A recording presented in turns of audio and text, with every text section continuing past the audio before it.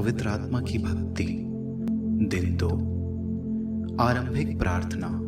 हे पवित्र आत्मा, मेरी समझ को बढ़ा ताकि मैं तेरे आदेशों को जान सकूं। मेरे शत्रुओं के जाल के आगे मेरे हृदय को मजबूत बना, मेरी इच्छाओं को जला।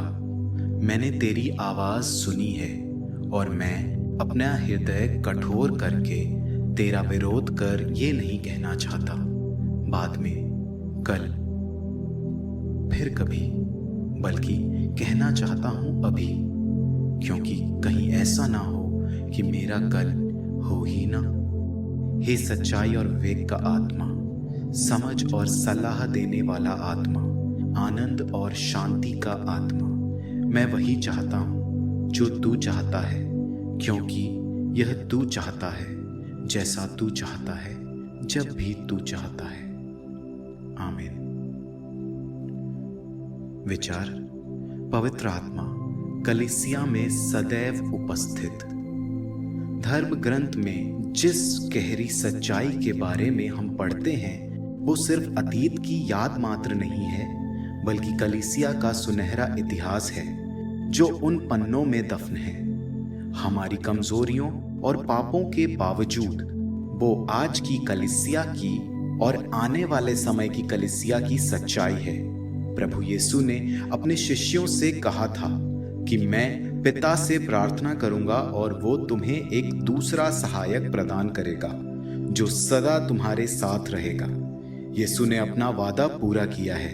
वे मृतकों में से जी उठे हैं और पिता परमेश्वर के साथ एक होकर उन्होंने हमें पवित्र करने और जीवन देने के लिए पवित्र आत्मा को भेजा है। ईश्वर की शक्ति और सामर्थ्य इस धरती का मुखमंडल उज्जवल करे। पवित्र आत्मा सदा क्रिस्त की कलीसिया में उपस्थित है ताकि वो हमेशा और हर चीज में सभी राष्ट्रों के लिए उठाया हुआ एक चिन्ह हो जो सभी लोगों में ईश्वर की भलाई और प्रेम का बखान कर सके। हमारी कमियों के बावजूद हम विश्वास और आनंद के साथ स्वर्ग की ओर देख सकते हैं। ईश्वर हमें प्यार करता है और हमें पापों से मुक्त करता है। कलीसिया में पवित्र आत्मा की उपस्थिति और कार्य अनंत खुशी, आनंद और शांति का पूर्वानुभव है जिसके लिए हम ईश्वर द्वारा चुने गए हैं। हमें भी इन्हीं स्त्रियों और पुरुषों के समान बपतिस्मा मिला है जो पेंतकोस्त के दिन पेतरुस के पास आए थे।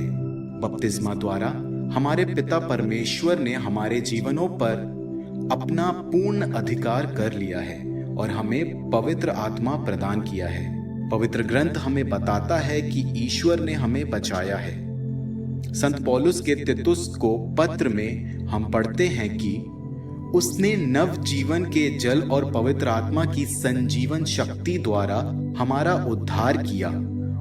उसने हमारे किसी पुण्य कर्म के कारण ऐसा नहीं किया, बल्कि इसलिए कि वो दयालु है। उसने हमारे मुक्तिदाता ईसा मसीह द्वारा हमें प्रचुर मात्रा में पवित्र आत्मा का वरदान दिया, जिससे हम उसकी कृपा की सहायता से धर्मी बनकर अनंत जीवन के उत्तराधिकारी बनने की आशा कर सके। हमारी कमजोरियों और नाकामयाबियों का अनुभव, खुद को ईसाई कहने वालों की खुदगर्जी का एहसास, धार्मिक नेताओं की कुछ कार्यों में नाकामयाबियां, ये सब पाप और इंसानी क्षमताओं को दर्शाता है और ये सब हमारे विश्वास की परीक्षा मात्र भी हो सकती है। प्रलोभन और संदेह हमें ऐसे सवाल पूछने पर मजबूर कर सकता है। ईश्वर की शक्ति और सामर्थ्य कहाँ है?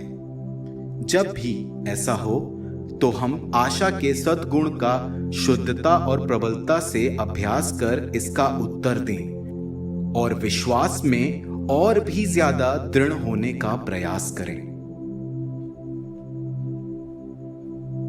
अंतिम प्रार्थना।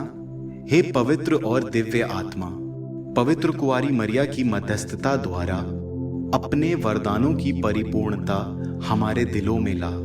तुझसे सांत्वना और बल पाकर हम तेरी इच्छा के अनुसार अपना जीवन जी सकें और तेरी अपार दया की महिमा करते हुए मर सकें। हमारे प्रभु यीशु क्रिस्त के द्वारा। आमीन।